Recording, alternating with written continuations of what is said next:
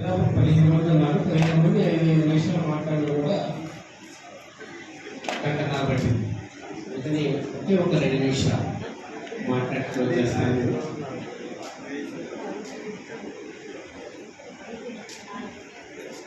రంగశెట్టి రమేష్ గారు మాట్లాడుతూ డొక్కా సీతమ్మ అనే మాట ఉపయోగించారు. ఆ ఒక్కటే చెప్పి నేను వచ్చేస్తాను. డొక్కా సీతమ్మ గారు ఎంతమంది తెలుసు? ఆమె ఎక్కడ వాళ్ళు? రైట్.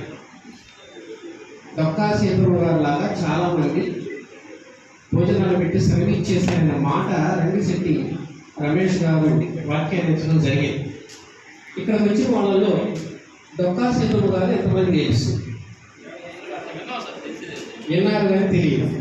కానీ నేను చదివాను.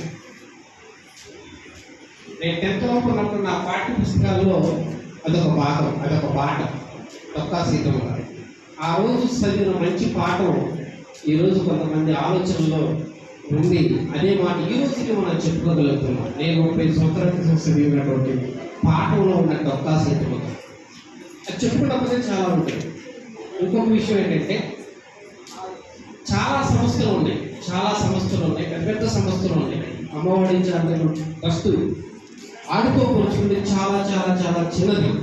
కానీ పెద్ద పెద్ద సంస్థలు పార్క్ ఫండింగ్ ఉండి గవర్నమెంట్ కేంద్ర రాష్ట్ర ప్రభుత్వాలు ఫండింగ్ నిధులతో నడుపుతున్నటువంటి సంస్థలు మన గుంటూరు జిల్లాలోనే, గుంటూరు పట్టణంలోనే చాలా పెద్ద పెద్ద సంస్థలు ఉన్నాయి. కోట్ల టర్నోవర్ ఉన్నటువంటి సంస్థలు కూడా ఈ గుంటూరు జిల్లాలో, గుంటూరు పట్టణంలో కూడా ఉన్నాయని తెలియజేస్తున్నాను.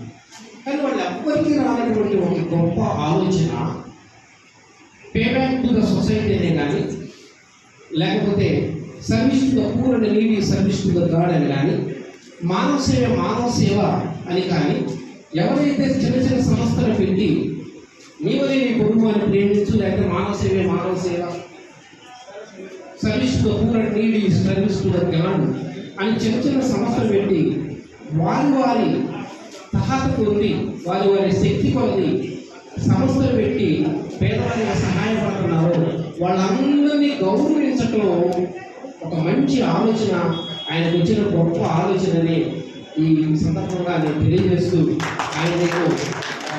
ఆయన ఆలోచనకి నేను గర్వపడుతున్నాను. అంటే పెద్ద పెద్ద సంస్థలు, కోట్ల నిధులు తెచ్చుకున్నటువంటి సంస్థలు పేదవారికి ఎంత సహాయం చేశారో నాకైతే తెలియదు. కానీ పేదవారికి సహాయం చేసినటువంటి చిన్న చిన్న సంస్థలు అందరినీ ప్రోత్సహించడం కోసం వారందరినీ ఒక అవార్డు ఇచ్చి గౌరవించుకోవాలని ఒక మంచి ఆలోచన రావడం ఆయన్ని గర్వించదన్నటువంటి విషయం అని ఈ సందర్భంగా తెలియజేస్తూ నాకు ఇచ్చినటువంటి చిన్న అవకాశాన్ని కృతజ్ఞతలు చెబుతూ, ఎవరైతే అవార్డు తీసుకున్నారో వాళ్ళకి రెట్టింపు ఉత్సాహం వచ్చింది, వాళ్ళు ఇంకా పేదవారికి సహాయం చేయాలని కోరుకుంటూ మీ అందరికీ ధన్యవాదాలు.